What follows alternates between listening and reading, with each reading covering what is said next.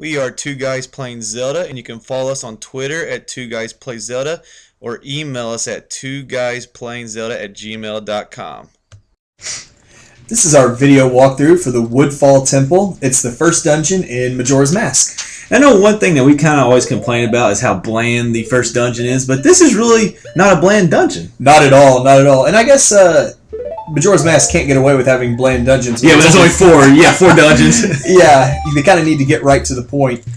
One thing I will say, though, that was kind of a new element to the dungeons in Majora's Mask are these fairies that we have to collect. We have to collect 15 fairies. They make these walkthroughs a pain. Having to remember all 15 of these things are. Yeah, and the fairy mask does help to bring them to you a little bit, but not very much at all. Oh no, if they're in the middle of the room, if you put that on, they will fly all the way down to you. So definitely recommend, if they're kind of farther away, to use that. Yeah. And I kind of like this dungeon because it kind of feels like a like a hybrid between like a forest temple and like a water temple. Not the water temple, a water temple. I agree.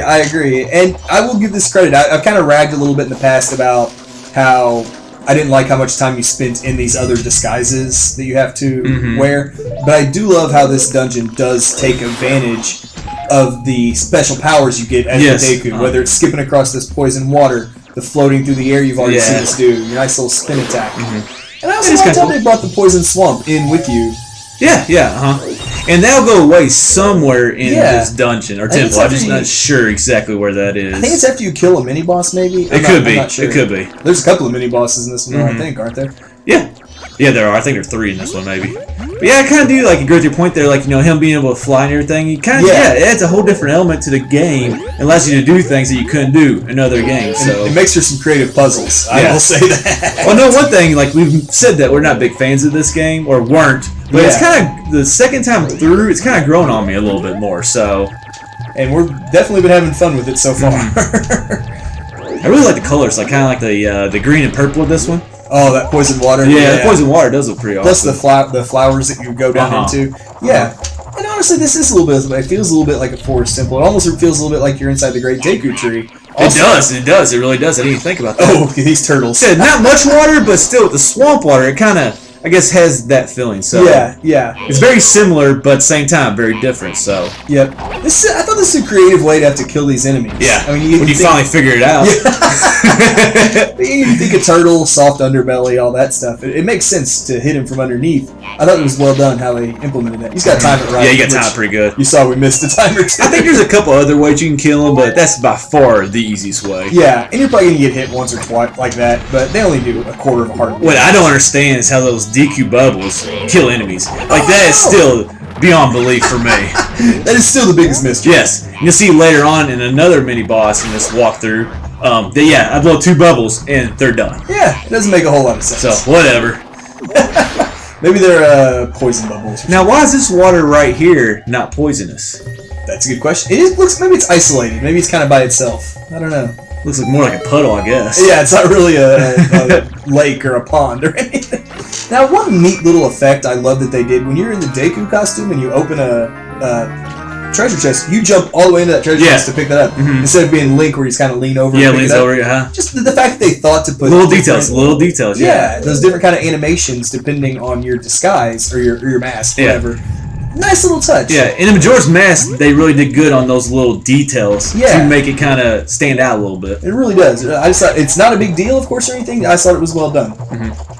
And they'll be flying over here, and we'll get our first key of the dungeon. Yep. And then there's also a fairy on the wall right here, and a beehive that will knock down. And if you saw right above that platform we landed on, there was one of those little eyes that, if you're a veteran of Zelda games, you'll know that we're eventually going to have to shoot that with the bow. Yeah. Spoiler alert! We get the bow. And the easiest thing right here is just you don't lose any health, so just go ahead and fall in the water and just get over with. I thought that was weird that the poison water doesn't actually make you lose health; it just sends you back to the beginning of the wherever you were. Yeah, I thought that was a little weird. I kind of think it should, though. Really. I think it should make you lose health. Yeah, it's water. Definitely. But maybe they didn't want to make it too hard. Yeah, and I think we face another mini boss in here, and I think we get. Oh, nope, not yet. Nope. Apparently, I did not research or prepare for this dungeon whatsoever. Oh, thank you, Tattle, for your wise advice. Grab this and move it. No, we've never played a Zelda. And this is actually a shortcut right here. I mean, you can push it forward, but the easiest way to do this is to pull it back and just skip across right there. Yep. So it's kind of a shortcut you can use. Yeah, I guess otherwise you would have to push it all the way through. And Go through all this and push all the way through. Yeah. And Nice bubble. I don't know how big of a shortcut it is. I just know it's a little bit of a shortcut. Yep. And there's actually a couple more fairies. You can actually get this one right now, but I missed the beehive twice, so I'll just say forget it. Well, it's a longer distance Well, it's shot. the beehive on the right that actually has the fairy. So I just kept on shooting the wrong one, said forget about it. You'll see what happens a little later when we accidentally shoot the wrong beehive Actually, down. that one might have a bee in it. The one I was shooting at. I think yeah, it you're was right. the Yeah, one that has okay, the yeah. bee, yeah. The one on the right has a fairy, so I was correct. Yeah, that bee that gets you a little later. Oh yeah, he gets me a couple times. And these moths right here, when you light the stick, they will follow you, and they can give you a lot of damage because there's many of them. So I'm going to attempt to show you how to use this blast mask. It just takes me a little while to do it right here. This is pretty funny. But yeah, it's weird. You think moths shouldn't be able to hurt you. But they do. So yeah, you want to get rid of these, and they always stick around fire. And right here, I just had a little bit of trouble with the controls and how exactly to do this right here. Yeah, we were using the Wii U classic controller. Yeah. Well, I kept on bending out the shield, but I didn't have the mask on, and then I put the mask on, and then I hit the right button. I just kept on going back and forth, and you know what? It happens sometimes. Yeah. But yeah, you eventually bombed those moths. Yes. You got it good. And you can use a bomb. I just find it easiest to use the blast mask. It makes sense. You're not wasting an item or anything. Another important note here, you see, we're running around with one Deku stick right now.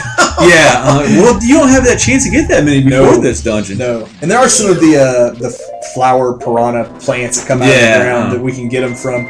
But yeah, there's a few different places where you have to use a Deku stick. So you collect those whenever you can, because running around with just one is not good. Yeah. But they always have one where you need one. Usually, They usually do. So Yeah. They look out for you. yeah. Here's where we get the compass. That's just a room off.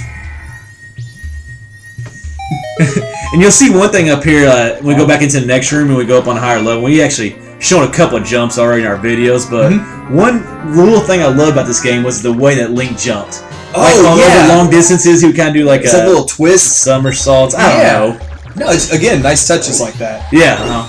Man, there's a few jumps you make later on that I'm like, he's not going to make that. Yeah. Well, if you push A right before you jump, it makes you jump farther in this game. I'm not sure if it did that in Ocarina, but I know for sure it does that in It's like this gets game. you that roll going right before you jump. Yeah. But here again, we're using that one precious Deku stick we have. And you want to, as soon as you light the torch, press B to get rid of that stick. It'll save that stick right there. So you'll definitely want to do that because you'll need to use a stick to light this right here again. So plus it gets those moths off of you for a second.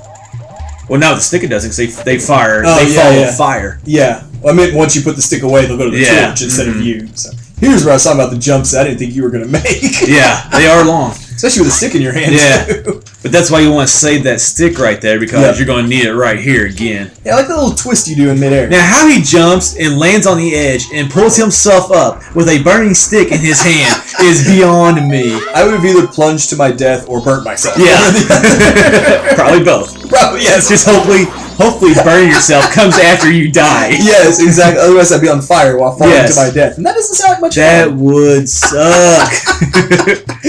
Oh my gosh. Oh, I hate this room right here. Oh. Where it gets all dark and got these enemies. And you can use the blast mask right here too, but I just kind of had some trouble with it, I guess. I kept on getting hit, so I finally just got them all around me. They'll swarm you, so. Yeah. And once they do, you can kind of wail them on. Wail on them they're not too hard. If you've watched any of our dungeon ranking walkthroughs, especially for Link to the Past, you know how much we hate some of these dark rooms. Yes, like that yes. where you can't see.